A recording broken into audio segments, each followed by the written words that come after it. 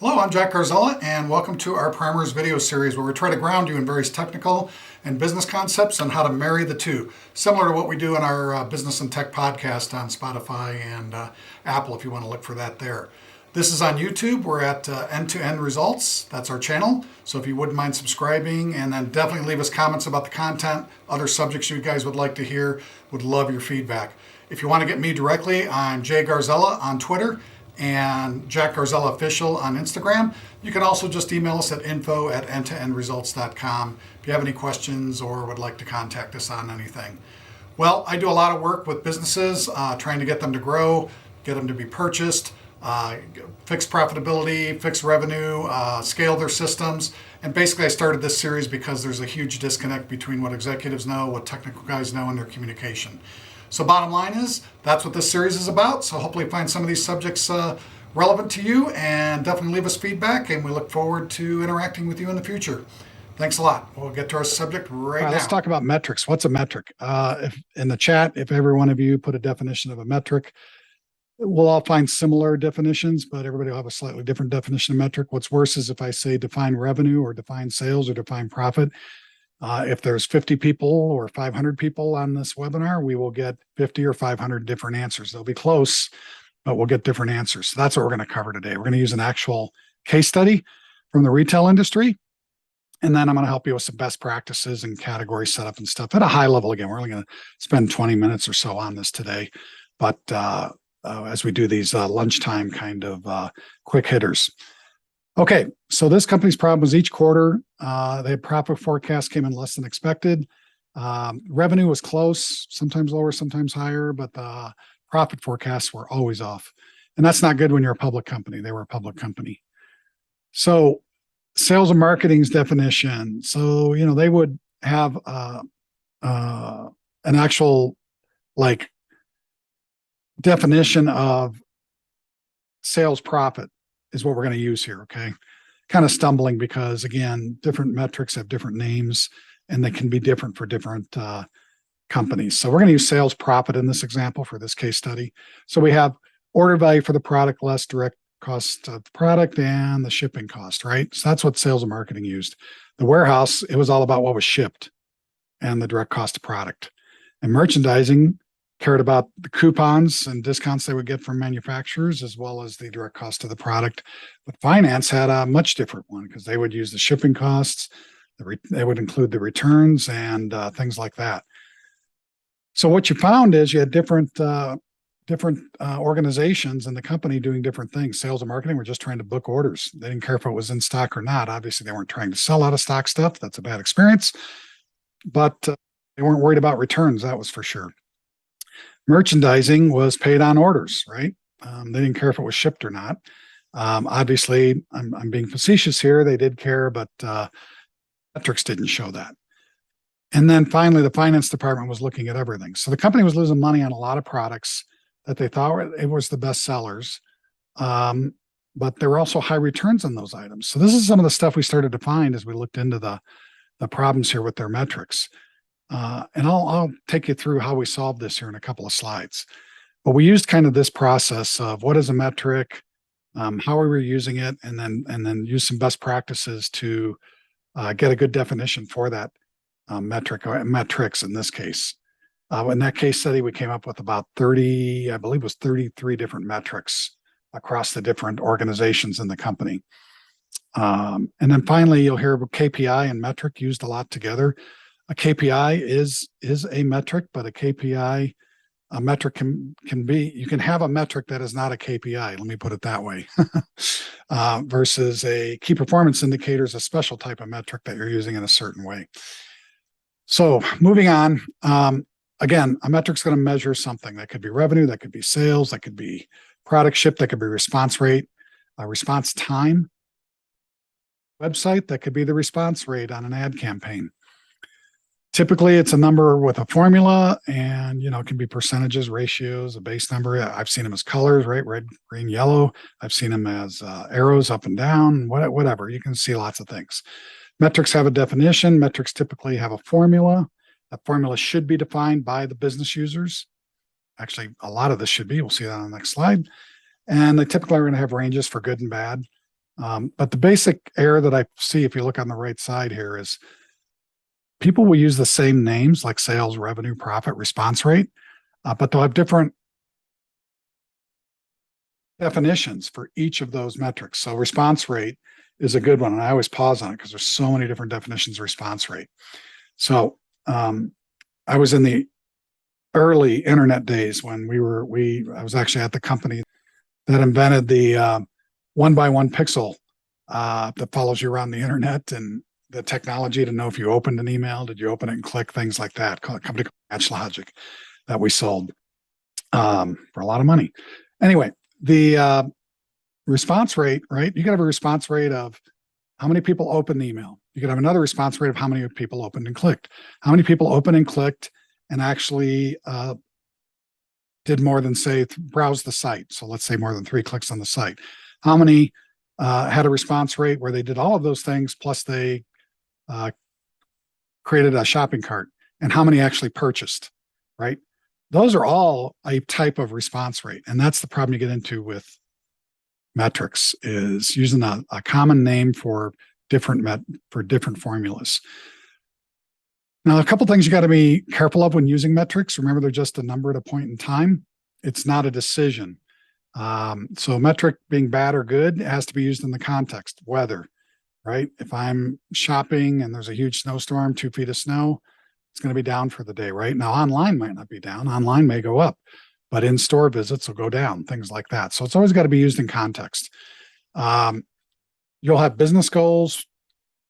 That's easy. Profitability, growth, things like that. You'll have performance goals, things like websites and uptime and things like that. And then you'll have operational goals like shipping time, customer service response times, things like that. So again, use them, make sure they're clearly defined, and test them. And you can see some visualizations of these on the right. So typically on a dashboard, you're going to have your metrics, and they're going to tend to be numbers, but they tend to have trending over time. So the trends can be bar graphs, they can be lots of different types of graphs, they can be spider charts, they can be all kinds of different things. I've shown some examples here on the right side. The key is using a graph that portrays what you want it to portray for the metric that you're using, whether that's a circle chart, bar line, area graphs, whatever. A lot of you are going to have business intelligence or reporting teams that are generally going to have the metrics defined. They're generally going to have them, the formulas defined. They're going to know where the data is coming from. But if you're in a smaller company or high growth company, that may not be the case. And we'll talk about that here in a little bit. So to define a metric, the business users need to define it, not the IT department, not the consultant, generally the business team that's driving things. And generally with the highest level business users is the best, at least to start. So we're going to define a metric. We want it detailed as possible with examples. That example I used of, did they open the email? Did they click? Did they click and create a shopping cart? Did they actually purchase in the shopping cart? All that stuff should be defined by the business users. Then we can hand it over to the IT team to say, where's the best source of that data? What's the lowest level of that data I can get? And what's the speediest data I can get? In other words, is there a click stream where I can look at that stuff near real time? Do I have to wait for an hourly update, a daily update? Maybe the data's sitting in the accounting system instead of the website operational system or in the warehousing system. So where's that data at? The IT department can help with that. And then we need to know how we're going to use the metric. Do we need it real time, like response rate on the website? Or do we need it hourly, like marketing response rates? Those tend not to be real time, although I've built a lot of them that are real time. Finance tends to be daily, weekly, monthly, their metrics. And finally, how should a metric be exposed, right? Is it going to be a percent, a number? Is it really a KPI? Things like that. And again, work with your master data management, business intelligence teams if you have it. So metrics can be quantities, revenue, ratios, sales to returns, capacity versus usage, percentages. Everybody knows about those. Deviations from normal. Love this one myself. Plus or minus some percent, plus or minus standard deviation, 2 standard deviations, things like that. They're really helpful, as well as index to performance, metric off a baseline, right? So we know normally this happens. And when we instrumented this particular action, this happened. And was that good or bad? That kind of thing, index to performance. So let's go back to our case study. So what did we do here? The first thing that we concentrated on sales first and then profitability.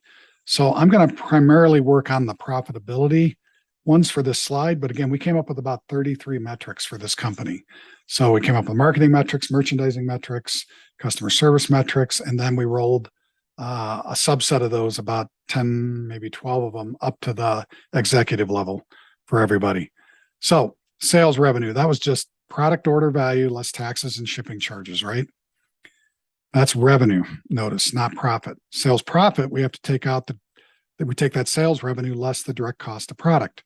The marketing profit, we have to take out the marketing costs, like maybe we discounted shipping, and the shipping costs come out of that because they would play with the shipping costs a lot to drive marketing. Finally, shipped profit was what was coming out of the warehouse actually in boxes. And then merchandising profit was that same metric less the returns. Okay.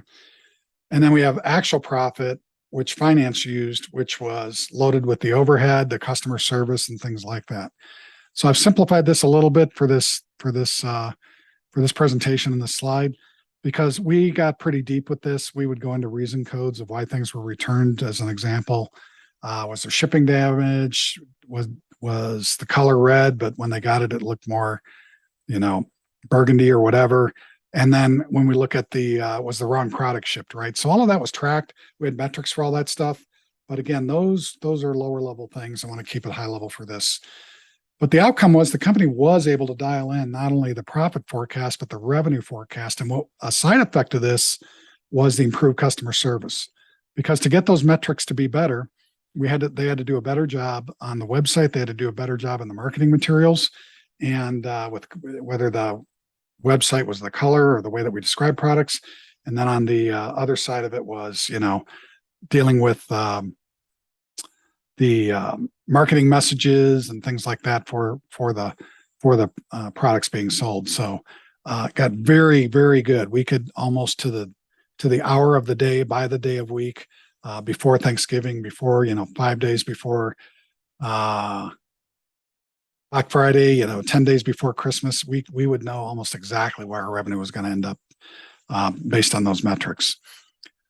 So again, as we're using these, there's categories of metrics, again, like I talked about, to solve that case study, which was we had financial one, sales one, logistics, marketing, customer service. And then there were some cross-company metrics too around churn and repeat customers, because everybody affects that, right?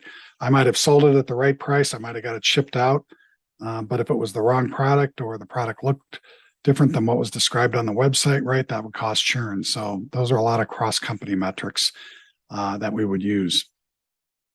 And finally, how do you see these things? Well, they can be used in reports. There's tons of reporting products out there, tons of dashboard products out there. I'll mention on both of these that if you're using software as a service product like QuickBooks, Salesforce.com, others, the biggest thing I can say is they all have reporting systems built into them, and a lot of them have dashboarding products, or at least basic dashboarding products built in. So you may not even need to buy a tool. You might be able to do it yourself in that case. And, there's 20, 30 reporting products, probably 50 dashboarding products. Some are industry specific, some are customer service specific, sales specific, whatever. Do your research, look at the licensing of them, decide how you're going to use them, and then pick one. As far as triggers is the last thing, because we can trigger on metrics. So I've run a lot of very large websites that had to have, 5 nines of uptime and very, very quick response times. So we can always alert people if response time's too long, or we have an out of stock situation, things like that. So those are good things, metrics to be alerted on, and KPIs. Our marketing campaign is normally doing every hour 5% response rate. All of a sudden it's dropped to 0 for the last 2 hours. Something's probably wrong in our systems, and we need to look at that. So those kinds of things. Okay, so that's kind of the summary of metrics. So again, they're more than a number. Make sure you know the context of how you're using them.